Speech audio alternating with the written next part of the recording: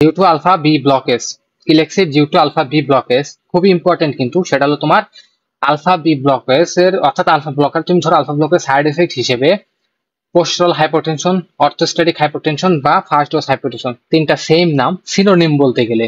Postural hypotension অনেক জায়গায় postural, অনেক জায়গায় অর্থোস্ট্যাটিক, অনেক জায়গায় ফার্স্ট ডোজ হাইপোটেনশন লেখা আছে সেম। মানে কি sudden drop of BP due to standing, sudden drop of BP মানে সাডেনলি তুমি দাঁড়িয়েছো তখন তোমার বিপিটা ফল করতেছে, এটাকে বলতেছে postural hypotension, sudden drop of BP. এখন আসো কেন হচ্ছে, ওয়াই এটা প্রডিউস কেন হইতেছে। এখন নর্মালটা দেখবো, কি দেখবো আমরা এখন নর্মালটা দেখবো, নর্মালি কি হইতেছে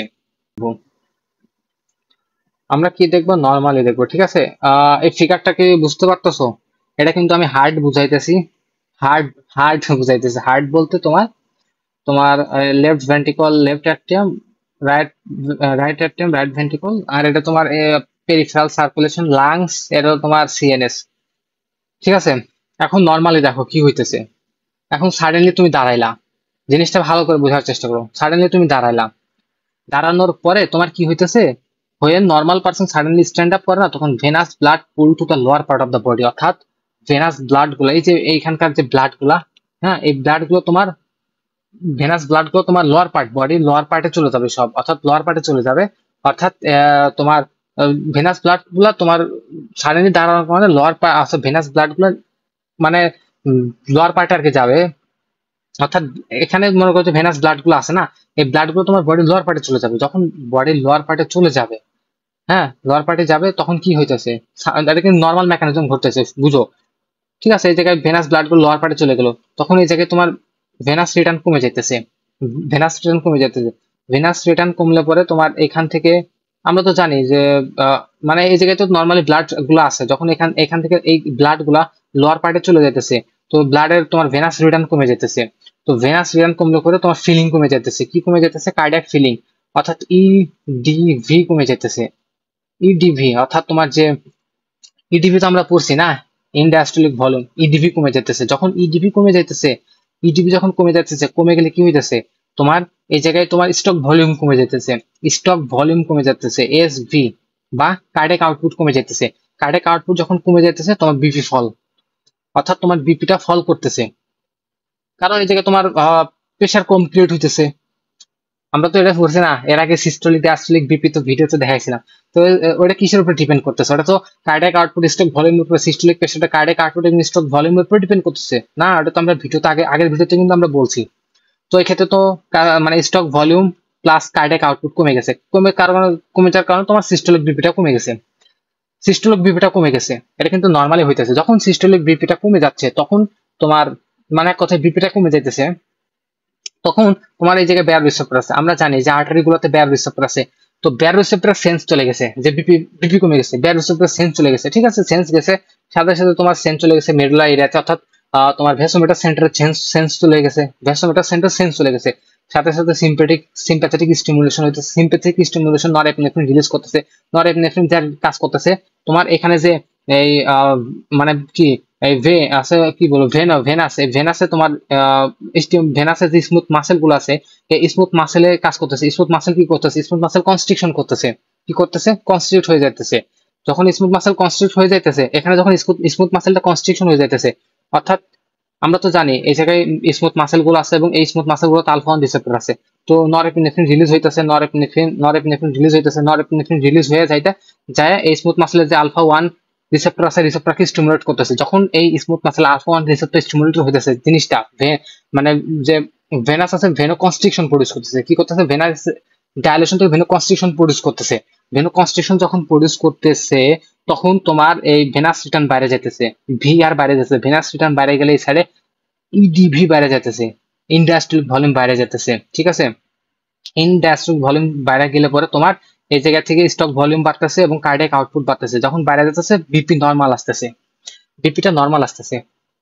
ঠিক আছে, এখানে আমি বলতেছি যে ভেনাস রিটার্ন বাড়তেছে, দেন ইডিবি বাড়তেছে। আচ্ছা, এই জিনিসগুলা আপাতত এমনি সহজেই মনে রাখো, ঠিক আছে, সহজেই মনে রাখো। এই যে এইগুলো যখন আমরা অ্যান্টি হাইপারটেনসিভ ড্রাগ করবো না, তখন এইগুলা বুঝছো আরো ফিগারাইজ করে ভালোভাবে আমি বুঝাই দেবো। জিনিসগুলো আমি মোটামুটি শিখছি, আরো ভালোভাবে আমি বুঝাই দেবো, ঠিক আছে? আপাতত মানে শর্ট টার্ম বোঝার জন্য, জাস্ট এটা বোঝার জন্য, এই টপিকটুকু বোঝার জন্য এটুকুই আপাতত জানা রাখো যে তোমার ভেনাস রিটার্ন কমে যেতেছে, দেন তোমার ইডিবি কমে যেতেছে। ইডিবি কমে যাওয়া মানে কার্ডিয়াক আউটপুটও কমে যা, এবং স্টক ভলিউমও কমে যা। স্টক ভলিউম কমে গেলে এই জায়গায় তোমার প্রেশারও কমে যেতেছে। কিন্তু তোমার বডির তো কম্পেনসেটর মেকানিজম আছে, তো কম্পেনসেটর মেকানিজম এটাকে ঠিক করে দিচ্ছে। এখানে ভেনো কনস্ট্রিকশন কি, এখানে ভেনো কনস্ট্রিকশন, এই জায়গায় আলফা ওয়ান রিসেপ্টর আছে, কি রিসেপ্টর, আলফা ওয়ান রিসেপ্টর আছে, এবং এটা ভেনো কনস্ট্রিকশন প্রডিউসের মাধ্যমে ভেনাস রিটার্ন বাড়ায় দিচ্ছে, ইডিবি বাড়ায় দিচ্ছে, এবং তোমার স্টক ভলিউম এবং তোমার কার্ডিয়াক আউটপুট বাড়ায় দিতেছে, ব্লাড প্রেশার নর্মাল আসতেছে। এটা কার ক্ষেত্রে হইতেছে? তোমার আমার ক্ষেত্রে এটা হইতেছে। একজন নর্মাল পার্সন এই মেকানিজম চলতেছে। কি চলতেছে? এই মেকানিজমটা তুমি খারাইতেছো, তোমার কোনো সমস্যা হইতেছে না। এই মেকানিজম তোমার বডিতে চলতেছে, অর্থাৎ তোমার কম্পেনসেটর মেকানিজম ভালোভাবে চলতেছে। কিন্তু বাট যে প্রাজোসিন লাইক ড্রাগ ইউজ করতেছে, অর্থাৎ anti hypertensive drug anti hypertensive বলতেছে, যাকে অ্যান্টি হাইপারটেনসিভ ইউজ হয়, যাকে আলফা ব্লকার যে ইউজ করতেছে, এখন একদম সিম্পলি মনে রাখো, আলফা ব্লকার যে ইউজ করতেছে, ওর কি হইতেছে ভাই? এই জায়গায় তুমি ব্লকই করে রাখছো। নর্মাল চিন্তা ভাবনা করো, এই জায়গায় তুমি তোমার ব্লকই করে রাখতেছো। তোমার যে কম্পেনসেটরি মেকানিজমটা আসতেছে, সেই কম্পেনসেটরি মেকানিজম নরএপিনেফ্রিন রিলিজ করতেছে, তুমি আলফা ওয়ান ব্লক করে রাখছো। এখানে কি কাজ করবে? কাজ তো করতে পারবে না। স্বাভাবিক কাজ কিভাবে করবে? আমরা আলফা ওয়ান ব্লক করে দেখলে কিভাবে কাজ করবে?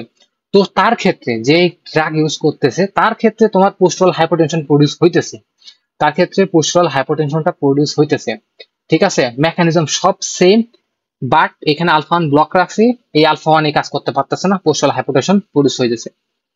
ঠিক আছে, কি হইতেছে? প্রাজোসিন তুমি ইউজ করতেছো, বা যে প্রাজোসিন ইউজ করতেছে, আলফা ওয়ান রিসেপ্টর ব্লক করে রাখছে, ভাস্কুলার রিসপন্স মাসেল রিল্যাক্সই হয়ে আছে, কন্ট্রাকশনে প্রডিউস করতে পারতেছে না। হ্যাঁ, এটাই বুঝাইতেছি। ও সেম, মানে সেম ফিগারই। হ্যাঁ, এটাই, এই যে তোমার এই জায়গায় স্মুথ মাসেল গুলো আছে, এই জায়গায় আছে, অর্থাৎ ভেনো ডাইলেশন হয়ে রয়েছে, ভেনো কনস্ট্রিকশন আর হইতে পারতেছে না। যখন এই কনস্ট্রিকশন আর হইতে পারতেছে না, ভেনো ডাইলেশন রয়েছে, স্ট্যান্ডিং পজিশনে যখন যাইতেছো, হ্যাঁ, গ্র্যাভিটির কারণে তোমার যে ভেনাস ব্লাড লেগের দিকে পুল হইতেছে, ভেনো, অর্থাৎ ভেনো কনস্ট্রিকশন নর্মালি সিম্প্যাথেটিক সিস্টেম করে, মানে হচ্ছে ওইটাই আর কি বললাম, তোমার বডির কম্পেনসেটরি মেকানিজমে তো সিম্প্যাথেটিক সিস্টেম ভেনো কনস্ট্রিকশন প্রডিউস করতেছে, কিন্তু আলফা ওয়ান ব্লক থাকার কারণে ভেনো কনস্ট্রিকশন প্রডিউস হবে না। যখন হইতেছে না, ভেনাস রিটার্ন কমে যেতেছে, কার্ডিয়াক আউটপুট কমে যেতেছে, সাডেন ড্রপ অফ বিপি, যখন বিপিটা ড্রপ হইতেছে, তখন তোমার মাথা ঘুরতেছে, ভার্টাইগো হইতেছে, ডিজিনেস হইতেছে, এমন হইতে পারে তুমি সাডেনলি ফল করতে পারো, পড়ে যেতে পারো। এটাই বলতেছে পোস্টারাল হাইপোটেনশন বা ফার্স্ট ডোজ এফেক্ট বলার কারণ কি? এটা মূলত শুরুর দিকে যখন আমরা এই ডোজটা দেই, শুরুর দিকে যখন দেই, ধীরে ধীরে ডোজটা বাড়ানো উচিত, বা বাড়ায়, নর্মালি এভাবে বাড়ায়। তো ফার্স্ট ডোজ এফেক্ট বলার কারণ কি? মানে শুরুতে এরকম সমস্যা প্রডিউস হয়, ঠিক আছে?